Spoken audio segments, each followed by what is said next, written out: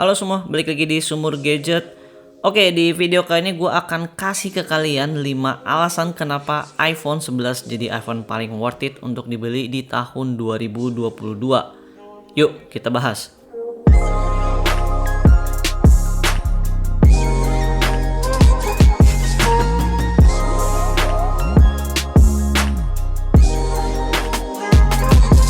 Kita masuk alasan yang pertama.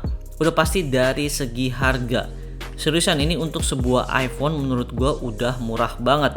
Sekarang kita lihat harga baru resmi dulu deh. Di iBox lagi ada promo sampai tanggal 31 Juli. iPhone 11 64GB udah di harga 7.299.000 untuk varian yang 64GB dan 8.799.000 untuk varian yang 128GB. Dan gue yakin sih setelah iPhone 14 keluar harganya mungkin bisa nyentuh di angka 6 jutaan buat yang varian 64GB nya. Masih kemahalan? Yuk kita razia marketplace Tokopedia. Buat lu yang punya budget mepet dan mending gak peduli soal garansi resmi, harga iPhone 11 second batangan atau full set udah nyentuh di angka 5 jutaan. Tergantung varian yang kalian pilih itu ada minusnya atau enggak. Saran gue sih kalian mesti banget bawel ke sellernya tentang kondisi HP yang mau kalian beli. Cari tahu baterai health-nya berapa, part-partnya masih original atau enggak, dan sebagainya. Atau kalau kalian takut beli online, udah banyak kok toko-toko offline yang jual HP Inter dengan garansi email lifetime juga. Kalian bisa langsung pilih-pilih unit yang bagus juga di sana. Atau kalau misalkan kalian mau cari unit resmi dengan harga miring, coba deh kalian sekali-sekali buka marketplace di Facebook. Di sana tuh suka banyak user-user yang jual cepet iPhone-nya. Saran gue sih cari user yang pakai HP secara pribadi ya. Dan sebisa mungkin kalian COD-an biar bisa cek kondisinya langsung sepuasnya. Cara ini tuh yang biasa gue lakuin kalau misalnya gue lagi mau beli HP-HP yang mau gue review dan gue jual kembali gitu. Paling cepat menurut gue di marketplace Facebook. Oke, alasan yang kedua, performance. Di tahun 2022 ini SoC A13 Bionic Apple dengan RAM 4GB itu bisa gue bilang masih ngebut banget. Entah RAM itu penting atau enggak di iOS, tapi seriusan deh, buka tutup aplikasi, main game, edit foto, video, itu bisa dihandle dengan sangat baik. Semua terasa smooth aja gitu. Jangankan iPhone 11, iPhone SE generasi pertama gue aja sampai sekarang performanya masih oke kok. Sekarang kita lanjut masuk ke pengujian benchmark. Untuk Antutu skornya bisa tembus di 570 ribuan. Untuk main game-game berat menurut gue sih masih oke ya, asal nggak ketemu game sekelas Genshin Impact aja. Alasan yang ketiga, desain. Ini lebih ke selera sih, tapi menurut gue desain dari iPhone 11 ini masih bisa gue bilang kekinian. Di bagian depan layar 6,1 inch, resolusi 828x1792 pixel, dan udah pakai panel liquid retina IPS LCD. Untuk kualitasnya sendiri sih bisa gue bilang ini kelas flagshipnya layar IPS ya. Biarpun layarnya belum Full HD tapi tingkat ketajamannya juga udah bagus kok. Kalau kita lihat ke bagian belakang bisa gue bilang masih mirip sama desain dari iPhone 12. Nah, satu-satunya kelebihan dari segi desain dibanding iPhone 12 adalah menurut gue HP ini punya grip yang enak. Nggak terlalu sakit gitu kalau dipegang di tangan lama-lama.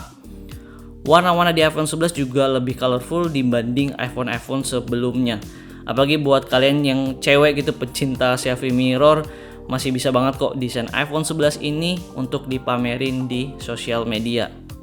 Alasan yang keempat, performance kamera. iPhone 11 ini punya dual setup kamera yang menurut gua pas banget. Lensa utama di 12 megapiksel f1.8 udah ada fitur dual pixel PDAF dan udah ada OIS-nya. Lalu lensa kedua, lensa ultrawide di 12 megapiksel f2.4. Jadi yang absen di sini adalah lensa tele-nya dan menurut gue keputusan Apple udah tepat karena lensa tele itu sebenarnya untuk kebanyakan orang jarang banget kepake. Lebih berguna lensa ultrawide-nya untuk ambil foto dengan angle yang lebih luas. Gimana hasil fotonya? Untuk lensa utama di keadaan daylight, lo nggak perlu khawatir, ini masih bisa gue bilang bagus banget. Dynamic range-nya luas, warnanya natural, dan detailnya pun bagus banget. Begitu pula di kamera ultrawide-nya, hasilnya masih tetap bagus juga. Hal yang gue suka dari iPhone, kameranya ultrawide-nya itu bagus. Mirip-mirip dengan kamera utamanya. Beda dengan Android yang kebanyakan itu jomplang gitu antara ultrawide dan juga kamera utamanya. Masuk ke bagian low light, untuk kamera utama dan ultra wide nya masih bisa dihandle cukup baik. Hasil fotonya tetap detail dan natural gitu. Ini yang sebenarnya gue suka, jadi hasil fotonya itu sesuai dengan mata gue lihat. Bukannya yang aslinya gelap dibikin jadi terang banget. Lanjut ke cahaya yang lebih gelap lagi, sayangnya aja cuman kamera utamanya yang punya fitur night mode. Untuk kamera ultra wide nya absen. Hasil foto di kamera utamanya bisa gue bilang biasa aja. Masih banyak banget Android di luar sana yang lebih bagus gitu kalau misalkan di keadaan low light. Lalu untuk hasil foto kamera ultrawide nya menurut gue nggak bagus sama sekali karena dia nggak ada fitur night mode. Lanjut ke kamera selfie nya, 12 megapiksel f2.2. Untuk kamera selfie nya juga punya fitur wide angle untuk ambil angle yang lebih luas. Bakal kepake banget nih buat kalian yang mau selfie rame-rame. Cuman sayang aja kalau misalkan di keadaan low light kamera selfie-nya nggak punya fitur night mode. Jadi ya kalau mau hasilnya bagus, pastiin kalian selfie dengan cahaya yang cukup. Dari sektor fotografi udah, sekarang kita bahas soal videografi di HP ini. Sampai saat ini kalau soal video bisa gue bilang iPhone masih lebih unggul ketimbang di Android. Mulai dari kamera belakang hingga depan, iPhone 11 ini udah bisa rekam sampai 4K 60 fps. Dan untuk hasil footage-nya di 4K 60 fps ini stabil banget. Untuk kualitasnya menurut gua bagus banget, detail dan punya dynamic range yang luas. Kalau lagi record video juga kalian bisa pindah lensa ke ultrawide juga. Dan yang gue suka adalah perpindahannya itu smooth banget, beda dengan Android yang kebanyakan kalau misalkan pindah-pindah lensa tuh kayak berasa patah-patah gitu. Untuk kamera selfie-nya hasil footage-nya juga stabil banget di 4K 60 fps. Hasil videonya juga detail dan oke banget lah pokoknya kalau untuk di-post di sosial media. Untuk perekaman video di keadaan low light bisa gue bilang ini biasa aja ya. Masih banyak noise-nya juga.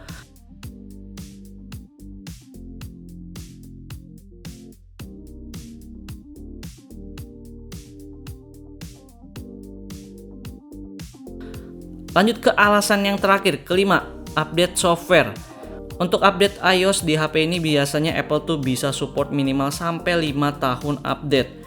iPhone 11 ini muncul pertama kali dengan iOS 13 dan menurut gua masih bisa dapat update sampai iOS 18.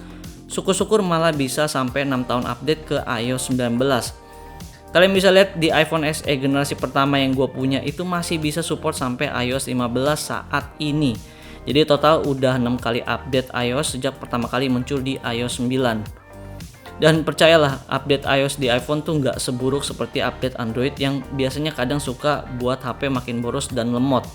Di iOS itu beda, sampai tahun terakhir lo dapat update iOS, HP lo tuh masih bisa dipakai dengan nyaman gitu, nggak yang jadi lemot banget. Jadi penurunan performanya setiap update iOS tuh bisa gue bilang hampir nggak berasa. Oke, segitu aja 5 alasan singkat gua kenapa iPhone 11 ini jadi iPhone paling worth it di tahun 2022. Selain performanya masih oke, HP ini masih punya umur yang panjang banget. Apalagi hasil kameranya masih sangat bagus untuk tahun 2022. Jangan lupa subscribe biar kalian gak ketinggalan video terbaru dari gua. Buat yang dari Sumur Gadget, pamit.